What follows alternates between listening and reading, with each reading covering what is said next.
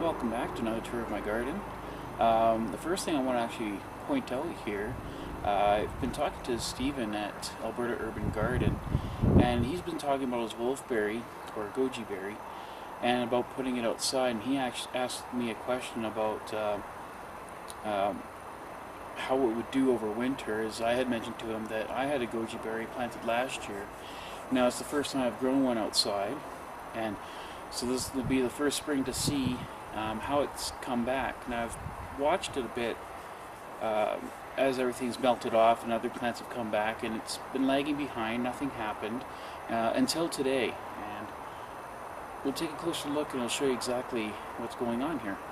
So as we can see, there are a lot of buds that are starting to show themselves along the plant, and this one here has actually got some leaves coming out, so I may again have to transplant it and move it to a trellis so that it has something to grow up on.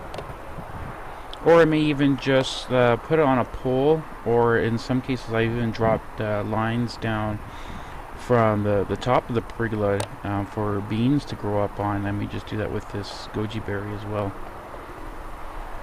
In the corner, right next to the goji plant, I have an Arctic kiwi plant. It did really well this year. I was kind of hoping these vines would harden off, but I haven't seen anything come back yet.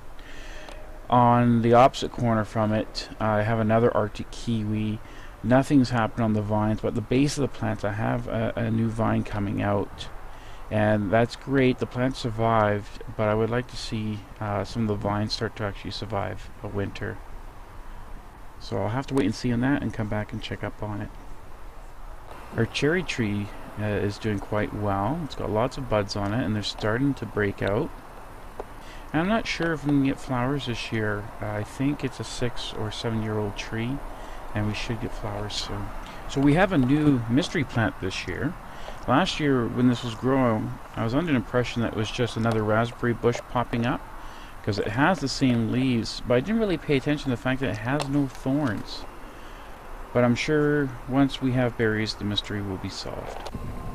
Our blueberries are finally doing well. This is actually the second breed we've tried in this garden. The first breed just didn't take.